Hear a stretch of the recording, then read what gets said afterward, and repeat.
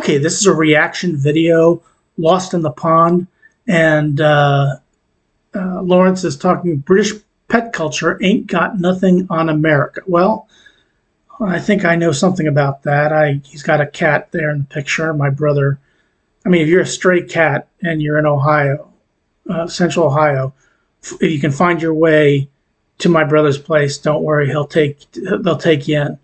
But I'm not going to tell you where they live, so don't send your cats to them. But nevertheless, they just got a new cat. Cat only has one eye, but they adopted him, and they're going to take care of him.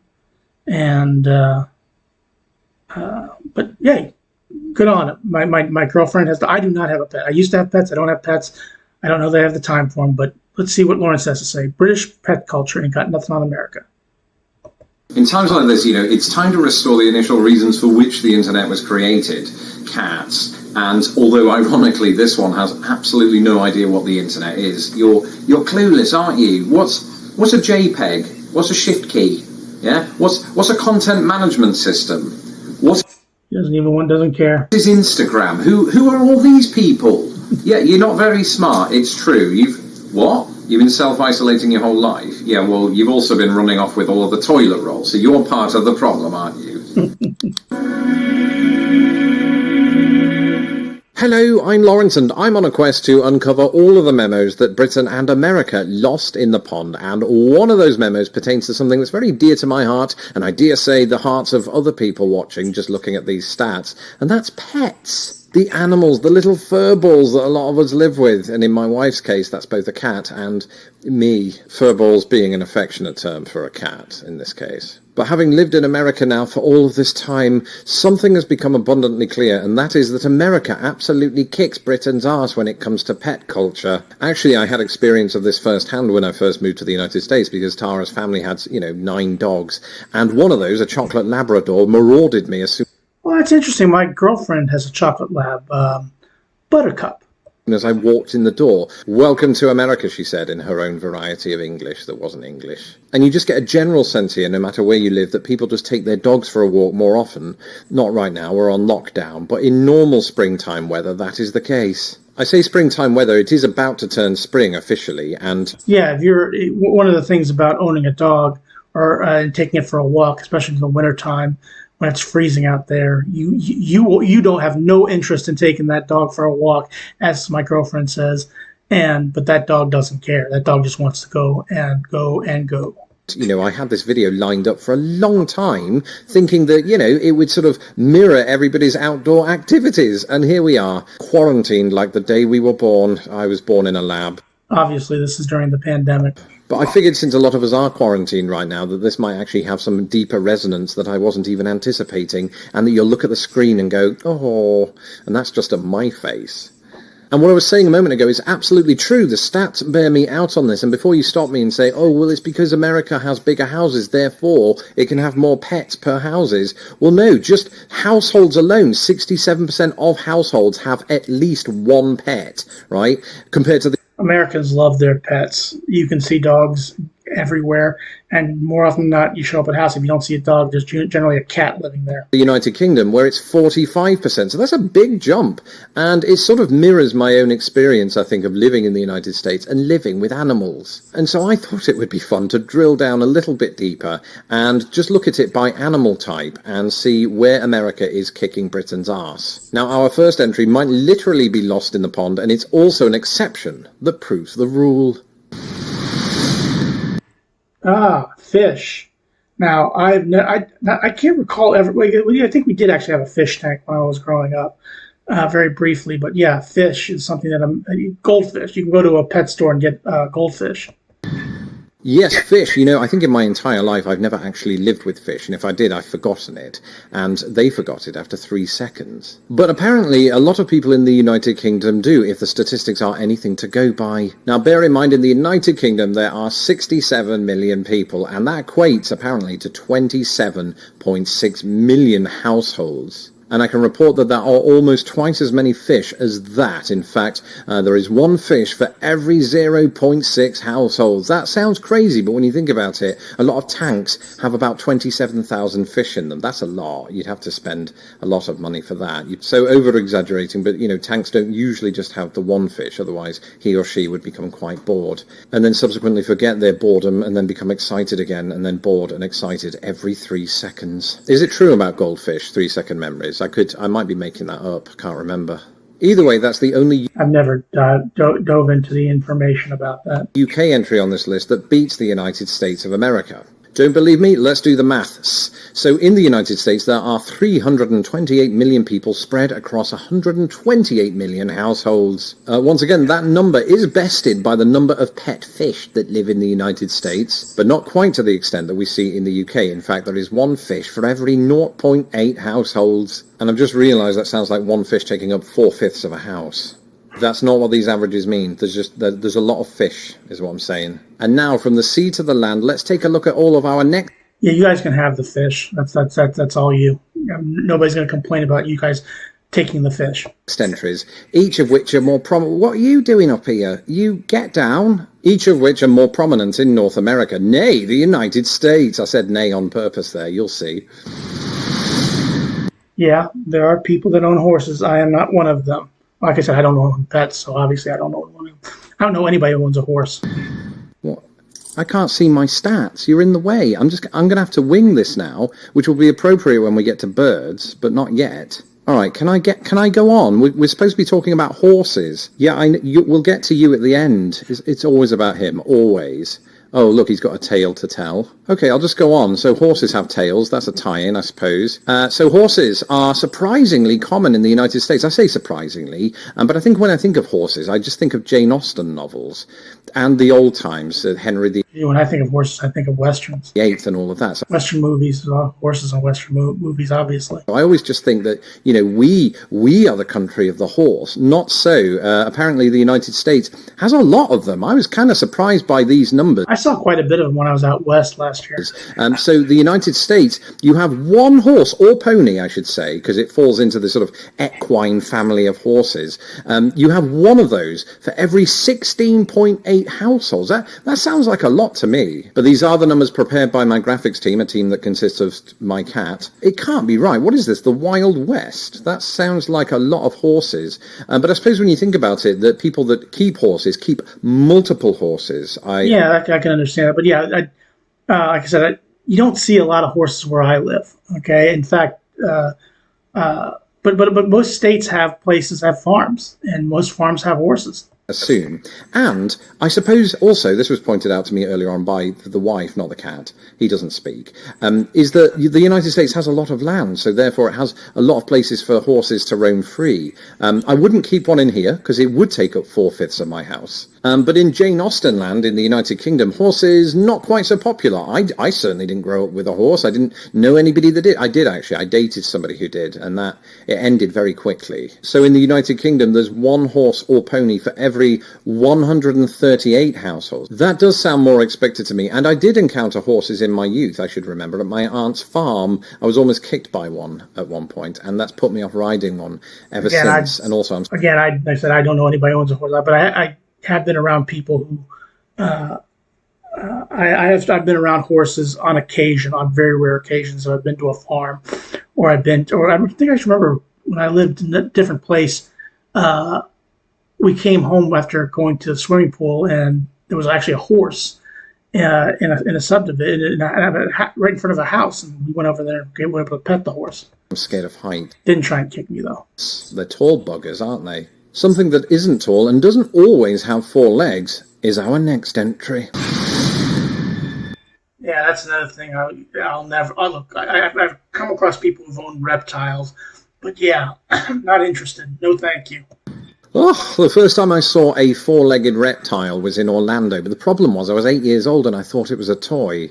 And to this day, I'd love to cohabit with one, say a lizard, but I think my cat would eat its head off, and for the same reason. And this one isn't surprising, because it's not just Florida where you might see reptiles just roaming the streets with your own eyes. To be clear, I'm not suggesting they steal your First time I saw a lizard was in Bermuda. eyes. He's back.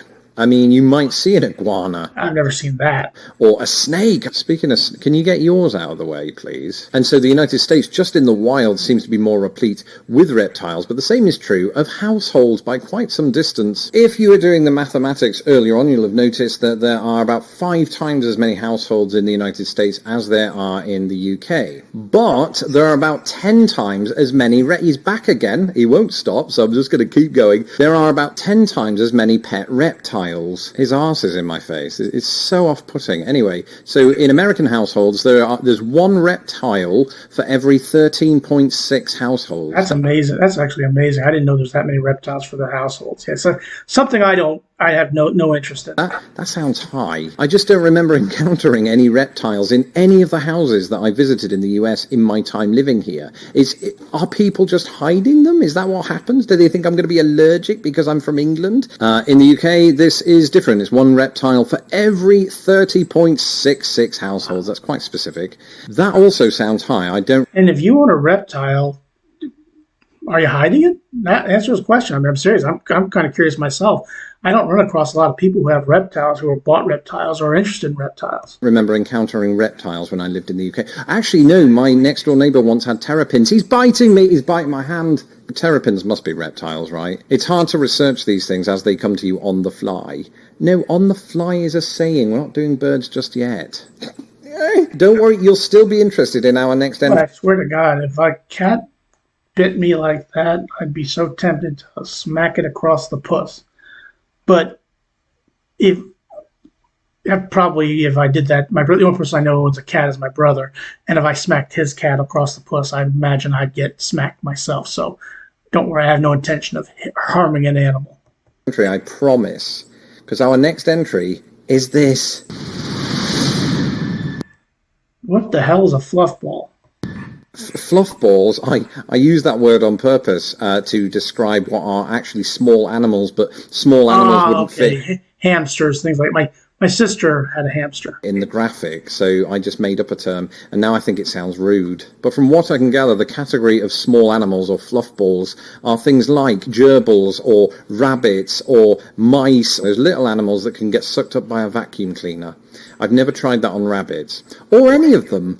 In the UK, there's apparently 1 small animal, or fluff ball, I want that trademarked, by the way, for every 17.25 households. Now, again, that might sound like quite a lot, but it's got nothing on the United States. You love your little furry animals here, and that's not a euphemism. In the United States, there is 1 small fluff ball for every 9.4 households. Now again, kind of like the reptiles, I don't tend to see these very often when I go to houses. Is it just where I live, or are they just being hidden for experiments? Do they smell my cat? I certainly have today. One thing I know for sure is that he would absolutely devour your small rodent, and the same is true of our next entry. Yeah, birds. Here's a personal story. My grandma used to have a couple of birds, and they do this thing where they mimic her voice right down to all of the swear words. Yeah, that's another thing. I don't know very many people who own birds. I know you can buy birds. I know you can get parrots, things like that. But I've never met anybody who's ever owned a bird.